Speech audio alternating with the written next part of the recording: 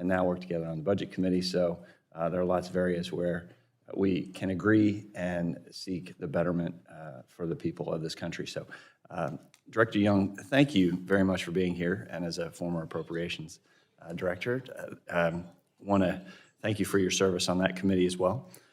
As you know, our country is currently on the hook for $34.5 trillion in debt, with interest payments rising in the ranks on the federal balance sheet to the second highest government expense. The budget proposal presented by the Biden administration with one last opportunity to change course before the American people are presented with the opportunity to make the decision for him. Instead, the president has decided to double down on the same unsustainable tax and spend policies that brought us to this point, proposing a plan that would further subject American families and producers to the so-called transitory inflationary pressures, while increasing our national debt to $52 trillion, $52.7 trillion by 2034.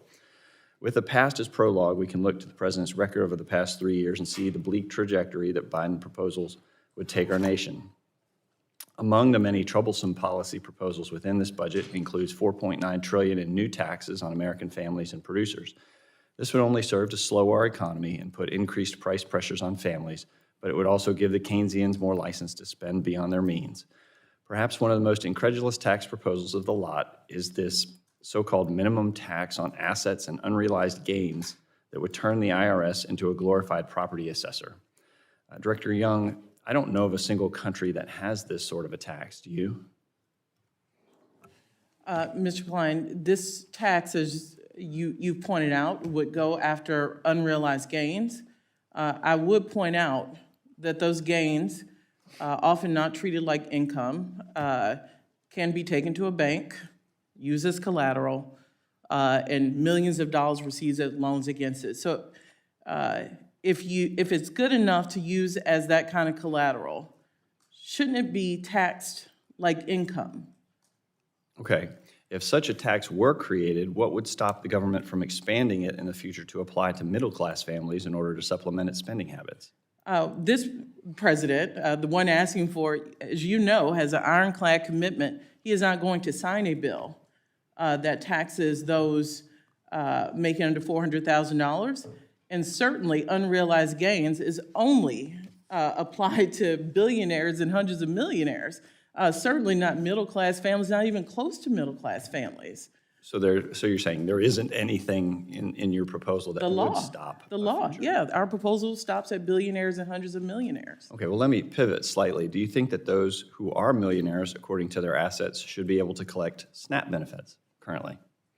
Mr. Cline, on SNAP benefits, those who are eligible, as you know, we, as part of the debt deal, painstakingly found ways to ensure that those who were eligible and provided waivers in common sense ways.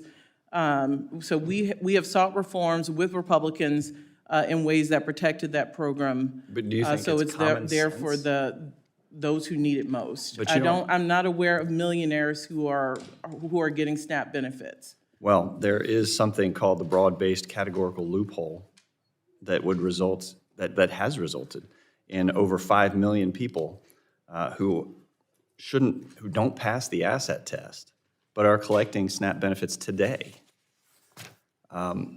This is a big problem, and that's why I introduced legislation to close this loophole, and I would hope that I could get the administration's support on that, because millionaires should not be eligible or collecting SNAP benefits, and I think I heard agreement on that. Well, I said I'm not aware of anyone doing that, but I'm happy to look at that piece of legislation. Thank you. Continuing on that theme, in August 2021, President Biden's Department of Agriculture defied congressional intent and conducted a reevaluation of the Thrifty Food Plan without cost constraints, leading to a 21% increase in SNAP benefits at the cost of $300 billion over 10 years. As a former approach staffer, do you think the precedent is justified in ignoring Congress and expanding these programs to the tune of hundreds of billions of dollars a year without, in violation of the '96 Congressional Review Act, which requires government agencies to submit policy updates to Congress? Mr. Cline, we believe we are on strong legal footing, that we had every authority to undertake the Thrifty Food Plan. But that was a major policy change, and you ignored the CRA, correct? We have every legal ability to undertake that plan, to provide hungry people with more resources. I will disagree and yield back. Thank you, Mr. Chairman, and thank you, Director Young. I thank the gentleman from Virginia and yield